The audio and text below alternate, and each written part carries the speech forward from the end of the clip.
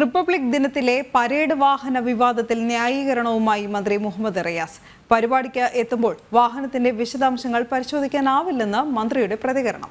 അഭിവാദ്യം സ്വീകരിക്കാനായി സഞ്ചരിക്കുന്ന വാഹനത്തിന്റെ RC ബുക്ക് പരിശോധിക്കേണ്ട ഉത്തരവാദിത്തം മന്ത്രിക്കില്ലെന്നും മുഹമ്മദ് റിയാസ് പറഞ്ഞു. മാവൂർ സ്വദേശിയായ വിപിൻദാസിന്റെ ഉടമസ്ഥതയിലുള്ള കൈരളി കൺസ്ട്രക്ഷൻസ് എന്ന കരാർ കമ്പനിയുടെ വാഹനത്തിലാണ് മന്ത്രി അഭിവാദ്യം സ്വീകരിച്ചത്. കരാർ കമ്പനിയുടെ പേര് ദേശീയ പതാക ഉപയോഗിച്ച് മറച്ച നിലയിലുമായിരുന്നു. സാധാരണ പോലീസ് ഡിപ്പാർട്ട്മെന്റിലെ തുറന്ന ജീപ്പാണ് അഭിവാദ്യം സ്വീകരിക്കാൻ ഉപയോഗിക്കുക. എന്നാൽ ഏത് വാഹനത്തിൽ കയറിയാലും മന്ത്രിക്ക് എങ്ങനെ ഉത്തരവാദിത്തം ഉണ്ടാകുമെന്നാണ് മുഹമ്മദ് റിയാസിന്റെ ചോദ്യം. എല്ലാ കാര്യവും തീരുമാനിക്കുന്നത് ജില്ലാ ഭരണകൂടവും പോലീസുമാണെന്നും മന്ത്രിക്ക് ഇതിൽ എന്താണ് റോളെന്ന് അറിയില്ലെന്നും മന്ത്രി മുഹമ്മദ് റിയാസ് പറഞ്ഞു.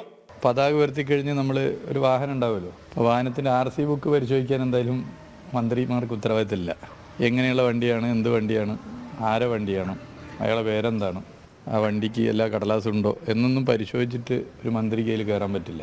ഞാൻ ചോദിക്കട്ടെ, ഒരു പിടികിട്ടാപ്പുള്ളിയുടെ വണ്ടിയാണെന്ന് കരുതുക, ഒരു അധോലോക രാജാവായ പിടികിട്ടാപ്പുള്ളിയുടെ വണ്ടിയാണത്, അതിലാണ് കയറിയെന്ന് വിചാരിക്കും. അതിൽ മന്ത്രിക്ക് എന്താ ഉത്തരവാദിത്തമുള്ളത്?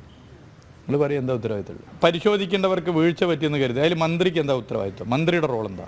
കുറ്റം ജില്ലാ ഭരണകൂടത്തിന്റെയും പോലീസിന്റെയും തലയിൽ കെട്ടിവെക്കാനാണ് മന്ത്രിയുടെ ശ്രമം.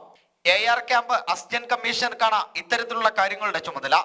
പോലീസിന്റെ പക്കൽ വാഹനം ഇല്ലായിരുന്നതിനാലാണ് സ്വകാര്യ വാഹനം ഉപയോഗിക്കേണ്ടി വന്നതെന്ന് സിറ്റി പോലീസ് കമ്മീഷണർ പ്രതികരിച്ചിരുന്നു. പക്ഷേ ഉത്തരവാദിത്തത്തിൽ നിന്നും പൊതുമരാമത്ത് മന്ത്രിക്ക് ഒഴിഞ്ഞുമാറാൻ കഴിയില്ല. ജനം, കണ്ണൂർ.